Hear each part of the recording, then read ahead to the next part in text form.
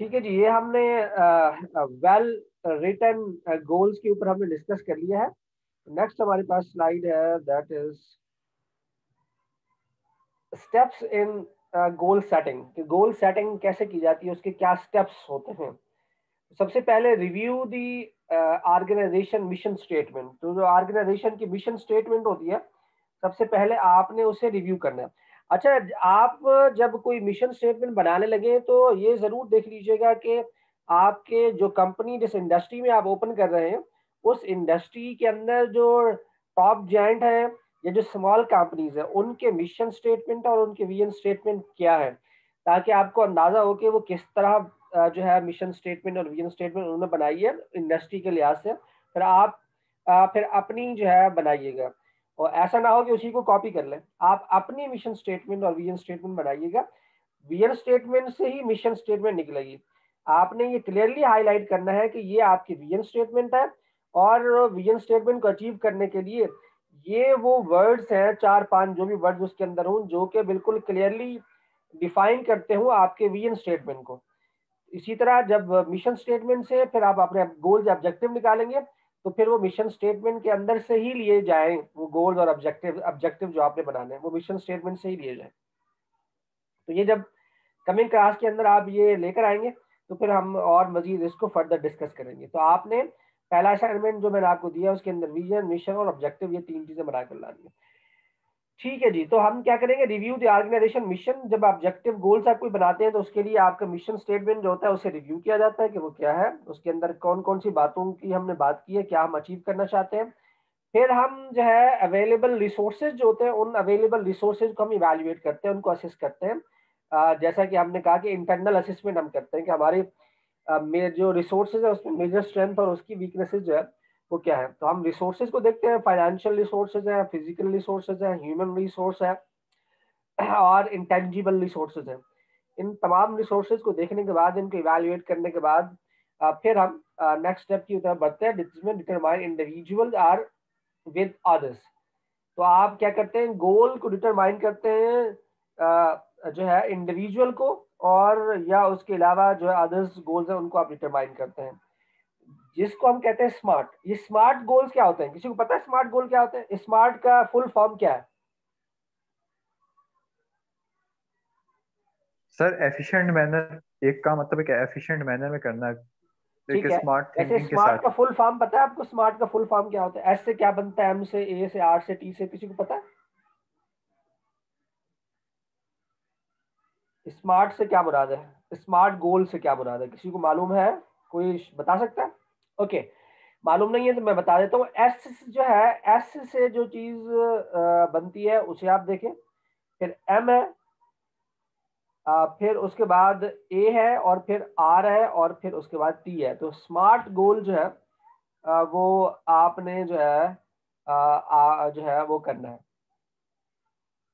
तो स्मार्ट जो है इसका जो फुल फॉर्म है, वो हम जो है इसको अभी देखते हैं। मैं आपको बता रहा हूँ कि स्मार्ट का फुल फॉर्म जो है वो क्या होता है। तो इसके लिए वैसे ये चीज़ आप लोगों को भी मालूम होनी चाहिए। आपको क्या ये स्मार्ट और ये चीज़ें पढ़ाते नहीं है उसके अंदर, जो आपके वो जो है क्या होता है, जो किसी कोर्स का पार्ट नहीं है? नहीं सर, अभी तक तो कोई ऐसा इंटरेक्ट नहीं करा, बेसिकली सारे प्रोग्रामिंग के ही हैं तो। अच्छा, प्रोग्रामिंग वगैरह वीएलएम में। भी पढ़ाते हैं सर। हाँ, वीएलएम है एक हमारा एक कोर्स, एक उसमें पढ़ा है था ये सब सर, चीज। वीएलएम पढ़ा था फर्स्ट सेमेस्टर में। उसके अच्छा अच्छा। बाद सर कोई ऐसा वो नहीं आया। वीएलएम क्या, ये वीएलएम क्या होता है? Sir sir visionary leadership visionary motivation. अच्छा अच्छा, ठीक है।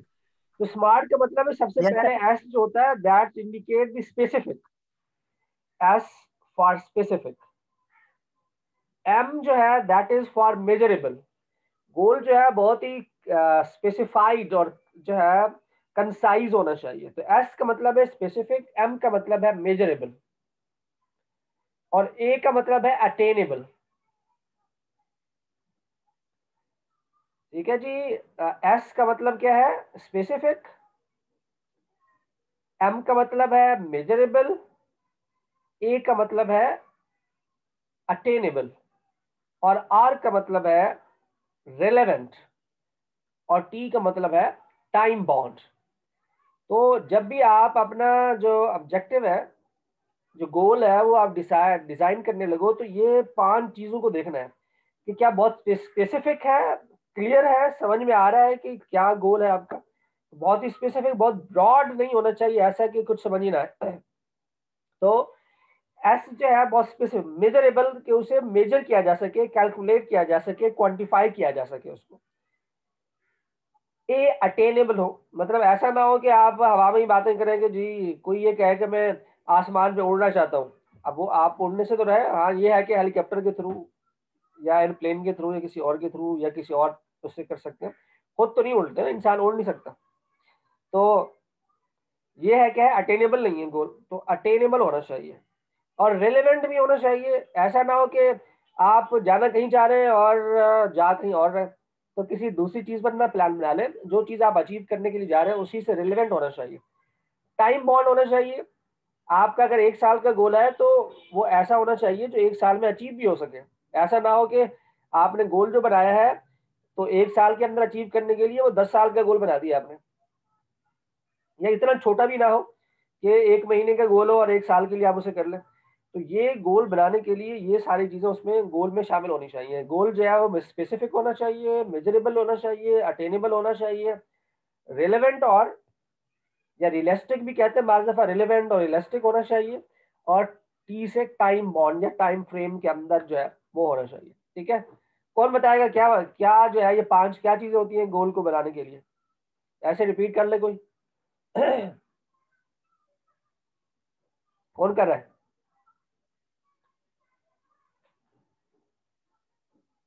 सिकंदर खान, आप जरा जरा इसे रिपीट करें। सिकंदर, स्मार्ट का फुल फॉर्म क्या है? Yes sir. जी तो सर स्मार्ट का सर मेरी आवाज़ आ रही है? जी जी आ रही है, बिल्कुल आ रही है। सर स्मार्ट का आपने अभी फुल फॉर्म बताया था, स्पेसिफिक, एस का और एम का मेजरेबल, अचीवेबल, रियलिस्टिक और टाइम। Okay good. तो ये 5 जो है वो चीजें होनी चाहिए जब भी कोई आप ऑब्जेक्टिव बनाए। तो मूविंग फॉरवर्ड, हाँ, इसका 4th स्टेप है write down the goals and communicate to them. तो गोल जो भी आप बनाए उनको लिख लें और फिर लोगों को कम्युनिकेट कर दें। और finally review result whether goals are being met. तो आपने जो है जो गोल्स है उन्हें आपने रिव्यू करना है, क्या वो गोल्स जो है वो मीट हुए, क्या आपने वो गोल्स अचीव किए या नहीं किए। उसके लिए आपने स्वॉट एनालिसिस भी करना है। फिर स्वॉट एनालिसिस यहाँ लिखा हुआ है SWOT, स्वॉट। S is for strength, W is for weaknesses, O for opportunity and T for threat। तो ये SWOT एनालिसिस जो है वो आप करके आप रिव्यू कर सकते हैं। Then we have a contingency factor in planning। जब प्लानिंग आप कर रहे होते हैं तो उस वक्त किन फैक्टर्स को हमें देखना चाहिए, कौन से कंटीजेंसी फैक्टर्स हो सकते हैं? Managerial level in organisation. तो मैनेजर्स लेवल इन ऑर्गेनाइजेशन में क्या चीजें होती हैं? उसमें 2 किस्म के प्लान होते हैं जैसा कि आपको पता है। स्ट्रेटेजिक प्लान होता है एट हायर लेवल जो कि टॉप मैनेजमेंट बनाती है। फंक्शनल लेवल प्लान होता है जो कि लोअर लेवल बनाता है, मैनेजमेंट बनाती है। तो ये 2 किस्म के प्लान होते हैं। अब डिग्री ऑफ एनवायरमेंट जो है उसके ऊपर, अनसर्टेनिटी जो है उसके ऊपर डिपेंड करता है। अगर आपका प्लान यानी आपका एनवायरमेंट जो है वो स्टेबल है, उसके अंदर बड़ी जल्दी डायनामिक एनवायरमेंट नहीं है, तो आपका जो प्लान होगा बहुत स्पेसिफिक होगा और उसी प्लान के साथ आप आगे बढ़ेंगे। और अगर आपका जो एनवायरमेंट होगा वो डायनामिक होगा तो फिर आपके जो प्लान्स होंगे जो वो भी डायनामिक होंगे, वो भी फ्लेक्सिबल होंगे according to the need of the environment. जैसे जैसे एनवायरमेंट चेंज होगा तो इस बात के चांसेस हैं कि आपका वो जो प्लान है उसी के साथ वो भी फ्लेक्सिबल होगा और वो उस तरह चेंज होता रहेगा जैसा कि डायनामिक्स एनवायरमेंट चेंज हो रहा है। तो डायनामिक एनवायरमेंट के लिए आपके पास प्लान के अंदर फ्लेक्सिबिलिटी का होना बड़ा जरूरी है, फ्लेक्सिबल प्लान होना चाहिए।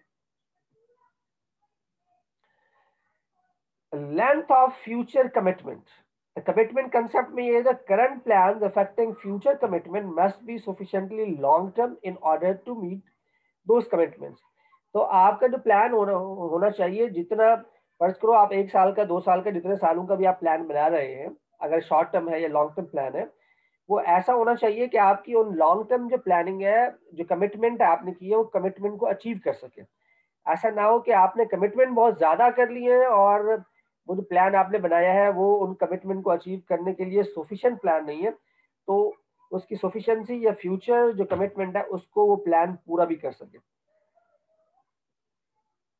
ये एक प्लानिंग की हायरार्की होती है जिसमें स्ट्रेटेजिक प्लानिंग और ऑपरेशनल प्लानिंग होता है। तो जैसा कि हमने अभी थोड़ी देर पहले इसको हमने डिस्कस किया और पढ़ा कि जो स्ट्रेटेजिक प्लान होते हैं, ये देखें ब्लू जो कलर है और थोड़ा हल्का ब्लू है या वाइट इसको कहते हैं। तो ये जो कलर्स हैं, जो स्ट्रेटेजिक प्लानिंग वाला कलर है, ये देखें ये जैसे ही नीचे आ रहा है तो ये कम होता चला जा रहा है। और इसी तरह दूसरा ऑपरेशनल प्लानिंग वाला जो कलर है, ऊपर जैसे जा नीचे से बड़ा और ऊपर जैसे जा रहा है कम होता जा रहा है। इसका मतलब ये है कि जो स्ट्रेटेजिक प्लान है वो टॉप एग्जीक्यूटिव लेवल पर या टॉप एग्जीक्यूटिव उसमें ज्यादा उनकी इन्वॉल्वमेंट होती है, पर इसी तरह नीचे जैसे जैसे आता है उनकी इन्वॉल्वमेंट कम से कम होती चली जाती है। इसी तरह ऑपरेशनल प्लान जो होता है उसके अंदर जो फर्स्ट लाइन मैनेजर्स होते हैं उनकी इन्वॉल्वमेंट सबसे ज्यादा होती है, और जैसे जैसे ये ऊपर बढ़ता है मिडिल मैनेजमेंट और टॉप मैनेजमेंट की इन्वॉल्वमेंट कम से कम होती चली जाती है। तो ये दो स्ट्रेटेजिक प्लान जो है उसकी ये डायग्राम है जो कि एक पहले भी हमने पढ़ा, लेकिन यहाँ पर एक डायग्राम की शक्ल में आपको बताया गया है।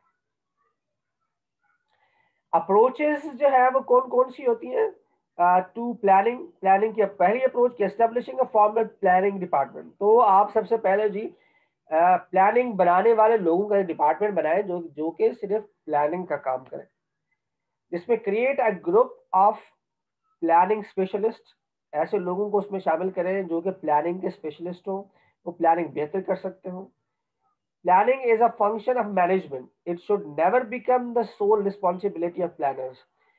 क्योंकि प्लानिंग जो है वो मैनेजमेंट का फंक्शन है, इसलिए जो प्लान बनाने वाले हैं ये खाली उसकी जिम्मेदारी नहीं है, बल्कि उसमें जो 3-4 लेवल्स है मैनेजमेंट के, उन लोगों का भी उस प्लान के अंदर शामिल होना बड़ा इंपॉर्टेंट और जरूरी है। जिस लेवल का प्लान बन रहा हो उस लेवल के लोग उसके अंदर शामिल हो ये भी बड़ा जरूरी है। Involving organisation member in the process. Yes, organisation के जो मेंबर्स हैं, जो एम्प्लॉइज हैं, उनको उस प्लान के अंदर शामिल करना चाहिए, उनकी रिप्रेजेंटेशन होनी चाहिए एम्प्लॉइज की, ताकि वो जो प्लान आप बना रहे हैं वो आपके लिए आसानी से अटेनेबल, इम्प्लीमेंटेबल और अचीवेबल होना चाहिए। प्लानिंग के ऊपर बड़ा क्रिटिसिज्म भी है, ये नहीं है कि प्लानिंग प्लानिंग सिर्फ बहुत अच्छी बात है, प्लानिंग के प्रॉब्लम्स भी होते हैं। सबसे पहला प्रॉब्लम तो प्लानिंग का ये है कि प्लानिंग में क्रिएट रिजिडिटी। जब आप एक कोई प्लान करते हैं तो आप उसके ऊपर स्टक हो जाते हैं, चाहे दुनिया इधर से उधर हो जाए, आप कहते हैं जी यही प्लान जो है ये काम करेगा। हालांकि हमने पीछे पढ़ा है कि प्लानिंग जो है वो फ्लेक्सिबल होनी चाहिए। अगर आपका इन्वायरमेंट चेंज होता है, डायनामिक इन्वायरमेंट में आप जी रहे हैं, तो ऐसे इन्वायरमेंट के अंदर आपका जो प्लान है वो भी डायनामिक और फ्लेक्सिबल होना चाहिए, उसके अंदर रिजिडिटी नहीं होनी चाहिए। लेकिन प्लानिंग जब आमतौर पर कर रहे होते हैं उसके अंदर रिजिडिटी का जो फैक्टर है वो मौजूद होता है, और लोग कहते हैं कि नहीं कोई चेंज नहीं हो रहा, बस इसी के ऊपर ही हमने फोकस करना है, इसको आप चेंज नहीं कर सकते। Plans can not be develop for dynamic environment. आमतौर पर जो है ऑर्गेनाइजेशन के अंदर जो प्लान बनाए जाते हैं वो स्पेसिफिक और सर्टेन एनवायरनमेंट को सामने रखकर वो प्लान किए जाते हैं। अनसर्टेनिटी का एलिमेंट उसके अंदर आमतौर पर शामिल नहीं होता। Formal plans can not replace intuition and creativity. बिल्कुल, क्या इंट्यूशन और क्रिएटिविटी ये क्या, अब ये इंट्यूशन क्या होता है, क्या होता है इंट्यूशन भाई, किसी को मालूम है इंट्यूशन क्या होता है?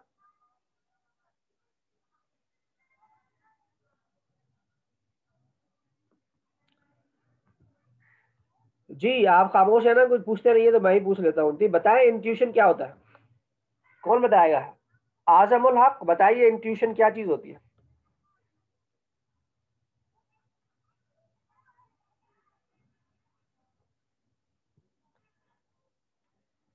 आजम उल हक हमारे साथ मौजूद नहीं है, इसका मतलब है आजम की अटेंडेंस भी नहीं लगेगी। सर नॉलेज अपनी मतलब शेयर करना उस रेलिवेंट चीज से, या मतलब डायरेक्शन उसकी तरफ राग़िब करना जो कि अच्छा, आपके पास। ठीक है ठीक है। हसन उमर।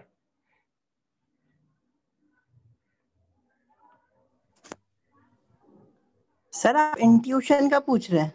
जी इंट्यूशन का पूछ रहा हूँ, इंट्यूशन। ये सर सामने वैसे तो नजर आ रहा है ना, replacement of intuition in creativity. Intuition क्या होता है, इंट्यूशन? सर इसको सर हाँ बोलो ए, बोलो। ए, सर मतलब किसी की एबिलिटी को अंडरस्टैंड करना किसी चीज की। ठीक है ठीक है जी। और कोई? एम ऑन ऑन, आप क्या बताना चाहेंगे? इंट्यूशन क्या सर होता है? सर इंट्यूशन बेसिकली ये होता है कि एक बंदे के पास जैसे सालों का तजुर्बा होता है, वो बस चीज देख के ही बता देता है कि ये चीज सबसे बेहतर तरीका है इसको करने का ये है, या फिर गुड। इस तरह की जो एक्सपीरियंस से जो चीजें आप गेन करते हैं। चैलेंजिंग, आप तो बहुत क्लोज है काफी हद तक। और कौन है भाई? सर किसी चीज को इनर फीलिंग कह लें कि कोई एक दिमाग से सोच के नहीं, इनर फीलिंग जिस चीज के सैयद बारे हमजा में हैदर, बताए बिल्कुल उसको। इनर फीलिंग की आप बात कर रहे हैं, बिल्कुल ठीक है। गट फीलिंग की बात कर रहे हैं, इनर फीलिंग की बात कर रहे हैं, बिल्कुल ठीक है जी। अच्छा जी, असल में इंट्यूशन जो है इसका मतलब ये होता है कि आप लोग ये कहते हैं यार ये बंदा जो है वो बड़ा ज़हीन है, और पता नहीं इसको क्या इल्हाम होता है कि ये फौरन चीज़ों को परख लेता है और ऐसा डिसीजन लेता है कि फौरन जो है उसका हल निकल आता है। तो ये इंट्यूशन जो होता है ये एक इंटरनल, जैसे आप लोगों ने बताया कि एक इंटरनल गट फीलिंग होती है यार। वैसे जो प्लानिंग और डेटा और ये सारी चीजें जो बता रही होती हैं वो आपसे बिल्कुल बरअक्स बता रही होती है। आपकी जो सोच होती है वो कुछ और बता रही होती है। वो कहती है यार नहीं ये मुझे समझ नहीं आ रहा, ये ऐसा है। वो आपकी गट फीलिंग होती है जो आपको ये कहती है यार नहीं ऐसा नहीं करना चाहिए। हालांकि आपका पूरा डेटा वो सारा आपकी गट फीलिंग के खिलाफ है, लेकिन उसके बावजूद भी आप चाहते हैं यार ये मेरा दिल कह रहा है, मेरा दिमाग ये कह रहा है कि ये नहीं करना चाहिए बल्कि इस तरफ जाना चाहिए। और वो अक्सर औकात वो इंट्यूशन आपका जो है वो आपकी जो गट फीलिंग होती है वो ठीक ही होती है। और ये समझें जिसको हम आमतौर पर कहते हैं कि अल्लाह ताला की तरफ से इल्हाम है, जो कि अल्लाह ताला किसी इंसान के दिलो दिमाग में बिठाता है कि वो इस तरह सोचे।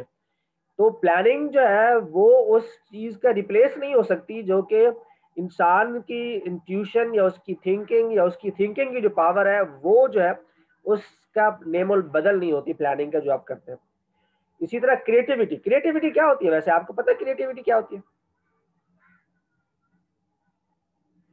क्रिएटिविटी और इनोवेशन में फर्क क्या है? इनोवेशन भी तो होती है ना एक चीज, वही इनोवेशन, ये तो आपका एरिया है। क्रिएटिविटी और इनोवेशन तो कंप्यूटर साइंस सॉफ्टवेयर इंजीनियरिंग वालों का एरिया है। क्या होती है ये? सर इनोवेशन होती है कि कोई ऐसी चीज इनोवेटिव आइडियाज जिस तरह होता है, मतलब कि कोई नई चीज जो आती है ना, जैसे अगर मैं बात करूं इंजीनियर्स की, तो ये इनोवेटिव चीज मतलब जो इम्प्लीमेंटेशन होती है वो इनोवेटिव आइडियाज जो इम्प्लीमेंट करते हैं उनको इंजीनियर्स बोलते हैं। ठीक है सर वो क्रिएटिविटी सर क्रिएटिविटी में सर थोड़ी सी कंफ्यूजन है। ठीक है। और कोई बताना चाहेगा क्रिएटिविटी और इनोवेशन में क्या फर्क होता है? सर क्रिएटिविटी कोई डिजाइन क्रिएट करना और इनोवेटिव जो कोई चीज बनाना अलग अलग चीजें होती हैं। ये इनोवेशन असल में इंजीनियर्स करते हैं और क्रिएटिविटी डिजाइनिंग में आती है। अच्छा ठीक है। और कोई भाई? सर इनोवेशन नई चीज इजाद करने को बोलते हैं और इनोवेशन क्रिएटिविटी नई मतलब चीज आप। को इजाद करना है, तो अगर पुरानी सर चीज को बेहतर क्रिएटिविटी करें तो में इनोवेशन नहीं होती? सर क्रिएटिविटी में आप ना सर थिंकिंग करते हो, मतलब सोचते हो उसके ऊपर ना, और इनोवेशन के सर अंदर आप किसी या तो कोई नई चीज करते हो या इम्प्रूवमेंट, मतलब डिजाइन फेस हो गया, या एग्जिस्टिंग चीज को ही लेकर उसको थोड़ी बहुत चेंजेस के साथ इनोवेट कर देते हो। तो ठीक है। ये सर। और कोई भाई? सर सर कोई चीज इनोवेशन में इन्वेंट कुछ। हुई भी हो पहले और उसी को और बेहतर करना, उसे इनोवेशन कहते हैं। ठीक हो गया। और फिर क्रिएटिविटी क्या होती है? ये दोनों सर एक ही चीज के नाम है? क्रिएटिविटी ऐसा सर इनोवेशन होता है कि कोई नई चीज किसी नए तरीके से इंट्रोड्यूस करवाई जाए, और क्रिएटिविटी होता है कि how beautiful it is, how beautiful the way it is being represented. ठीक है। और भाई कोई? सर मैं बताता हूँ सर, जी इनोवेशन एक्चुअली कोई आइडिया होता है जिसको आप प्रैक्टिकली उसको रियलिटी में ले आते हैं। तो वो आपकी इनोवेशन होती है। वेरी गुड सिकंदर, बहुत सही जवाब है। क्रिएटिविटी, बिल्कुल सिकंदर ने जैसे कहा, क्रिएटिविटी जो है that is the new idea. अगर वो आइडिया इंप्लीमेंट ना हो तो इसका मतलब है ऑर्गेनाइजेशन में इनोवेशन नहीं आ सकती। क्रिएटिविटी का मतलब है इज सिंपली, आप ये कहते हैं ना कि यार ये बंदा बड़ा क्रिएटिव है, बड़ा क्रिएटिव का मतलब है नए आइडियाज लेकर आता है। आप अगर ये कहेंगे ये बंदा इनोवेटिव है, इनोवेटिव का मतलब है ये उन आइडियाज को इंप्लीमेंट करता है। तो आइडिया को खाली जो है आइडिया सोचना दैट इज क्रिएटिविटी, और उस आइडिया को इंप्लीमेंट कर देना दैट इज इनोवेशन। तो implementation of the idea basically that is innovation. ये एक इसका इन दोनों में फर्क है। ओके, आगे बढ़ते हैं। Planning focuses managers attention today's competition not tomorrow survival. Planning आमतौर पर जो है आपका जो मैनेजर्स हैं वो जो अभी आपकी प्लानिंग के अंदर रहते हुए वो चल रहा होता है, हालांकि फ्यूचर में और नई बड़ी चेंजेस आ रही होती हैं तो उसको लेकर जो है मैनेजर उधर नहीं सोचता है। Formal planning reinforce today success which may lead tomorrow failure.